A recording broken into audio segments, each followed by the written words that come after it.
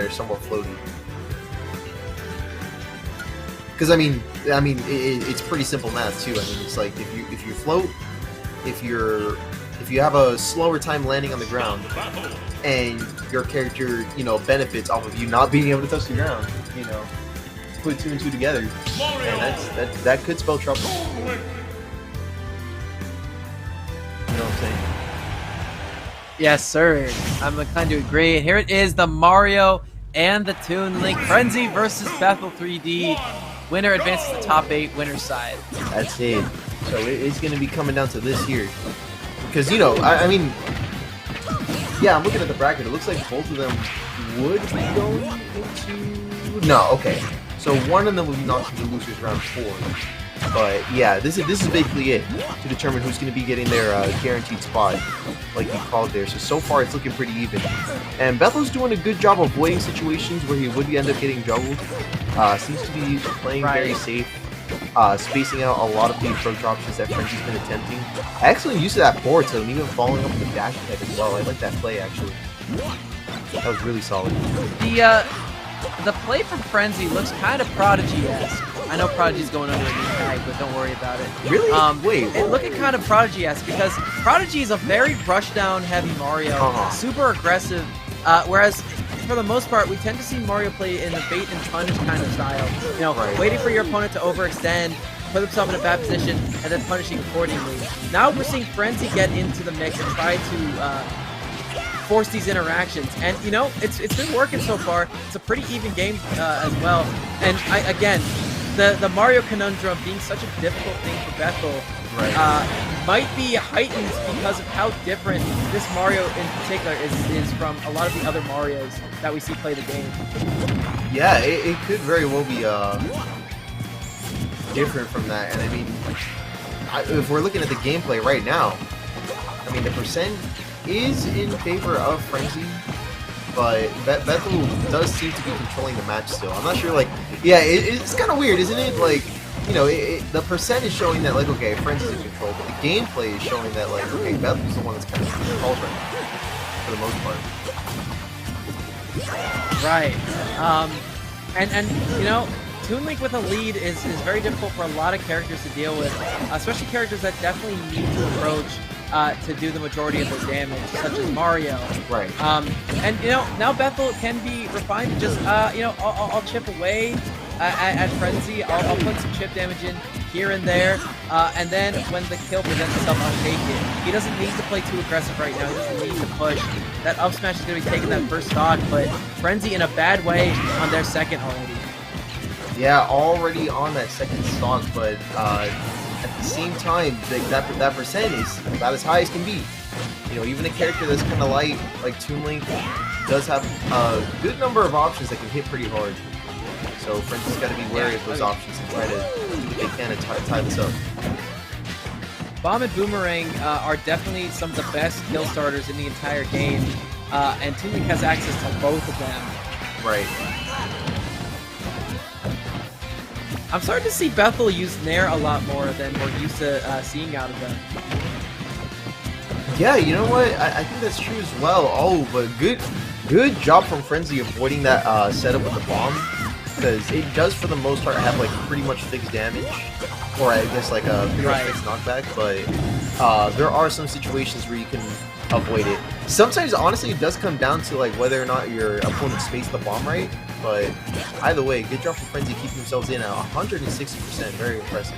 Yeah, these short hops from Frenzy have been so powerful here, and they finally get a kill confirmed off of that little bit of pressure that they started applying to Bethel. They got the interaction in their favor, and now they took the stock early, trying to go for another early kill there. Yeah, and Frenzy back in the lead. Excellent reversal, still keeping up this pressure at 160%, piling it up all the way to 64, only to be met with the down air to interrupt the streak and close out the stock and tie up the game. So that was definitely a make or break option right there for Bethel, but they made it. And they're still in this one at 85. Yeah. Dude, Frenzy reversing that match into his favor like that, pure poetry. I mean, the conditioning of the entire game, he's all of a sudden just like, all right, I'm going to start applying direct pressure on you. You're going to crack. And that's exactly what happened to Bethel. Right. It's exactly what happened to Bethel. There we go. Feeling out the neutral with some bombs a little bit. And there goes the boomerang set to try and catch a jump. It's not going to do so just yet. Down throw. Tries to read the air dodge. Does so. Catches the landing on the platform. There's down air. Not going to close it out just yet, but it's going to be dang close at it. Because that down air is very strong. Especially that last hit. It's super strong. Gotta watch out for it. Absolutely. It's such a powerful option in the air. Not that Mario needed many more, but it's a very nice alternative to the up B for setting up those stocks. But right now, Bethel, I think, will have an easier time getting a kill setup at this point. But right now, they are at the higher percent, which means rage. Right. Yep, that's it. On the way. There it is. Into the forward air and into the first game on Bethel's scoreboard. There's a great job on his part bringing that one back. And honestly, great job from Frenzy for even putting him in that situation to begin with. Because it was very much in favor of Bethel towards the beginning, middle-ish. But yeah, Bethel brought it back at 148. So some good survivability so far from both of these two. That's one thing to mention.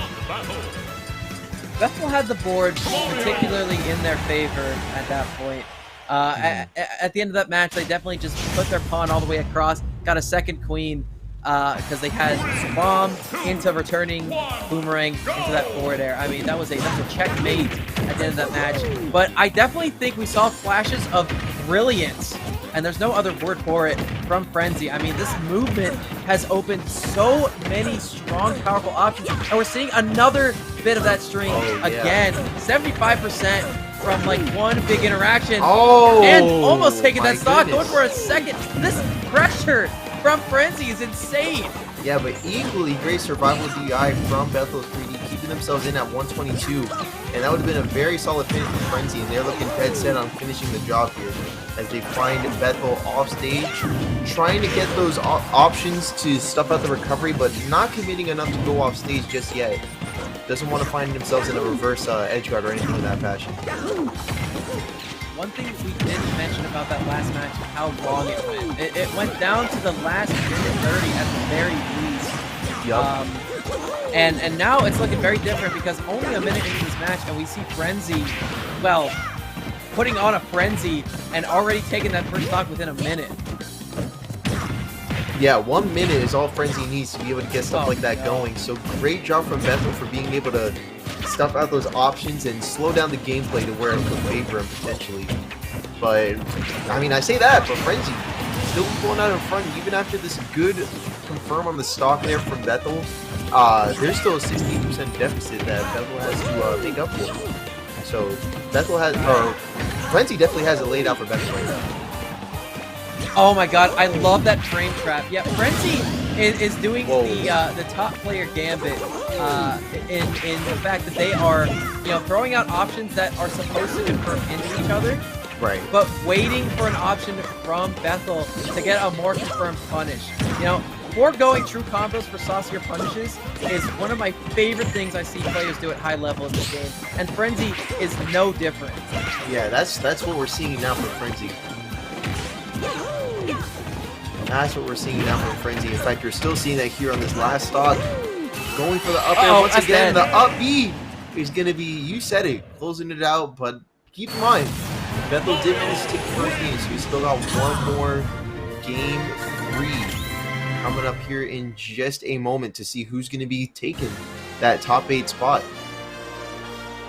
Game 1, we saw Bethel completely dictating the pace of the match, completely hanging back, waiting for the approaches to come out from Frenzy, and very rarely biting on those options. And that's why the match took so long.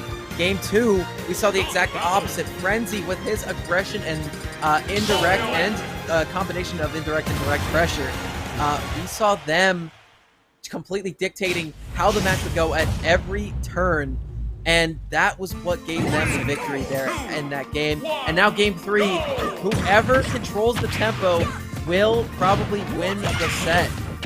Right, they'll be able to close out the set completely. And the Smashville pick is hopefully going to be to Bethel3D's benefit.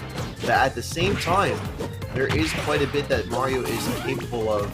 and hopefully Frenzy will be able to demonstrate capability of some great plays on the stage. Yeah, I can see it. I mean, Mario could cover most of the stage with very little commitment for the most part. The problem is the blast zones. I mean, good luck trying to get a early kill on this stage because that top blast zone is super high. Now I could be seeing up air combos into those forward airs and of course forward smashes, but any of those aerial combos are going to be killing much later than we're used to seeing on a stage like, let's say, PS2. Right, good example. Good example there, because that's definitely something that is worth mentioning. But right now, this neutral is starting to shape up a little bit. We have 120 to 129. It's about as even as we can get on this first stock situation. Shield pressure coming in for the both of them, and Frenzy seem to be responding with a back air, a very strong option, but Bethel's going to be the wiser, and even stuffing out that first stock with a solid spaced forward air. Good reads. See, now that Bethel has the lead, they don't have to approach as much as they did at the start of the set. Right, at the start of this match. No, you said it, yeah. So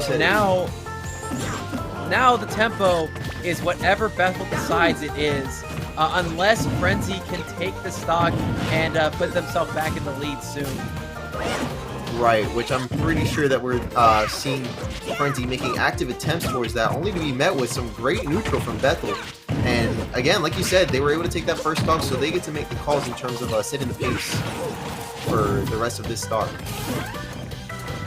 Bethel just doing a great job covering every option with these projectiles, these bombs, these boomerangs, being in the vicinity where they can throw out a powerful forward air whenever Frenzy tries to approach. They're just rolling away, keeping this defense alive and getting ready for that kill confirmed. And now Frenzy, only one stock to two, but those two are fresh.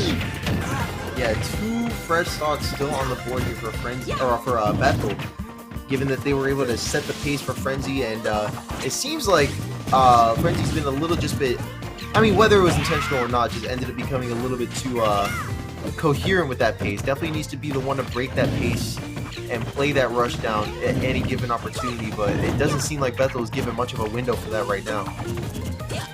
No, Bethel's doing a good job of throwing out these bombs at a space where Frenzy cannot approach, or if they do, they will get blown up on. And yeah, almost taking the stock there, but good recovery management. Oh, we almost could have seen something great there from Frenzy, but right now, this match is way too in Bethel's favor. Oh yeah, it is very much in Bethel's favor. 33% of the second stock and an uppie at ledge to catch the neutral get up at 120%. It's going to be closing out the set in a 2-1 victory for Bethel3D.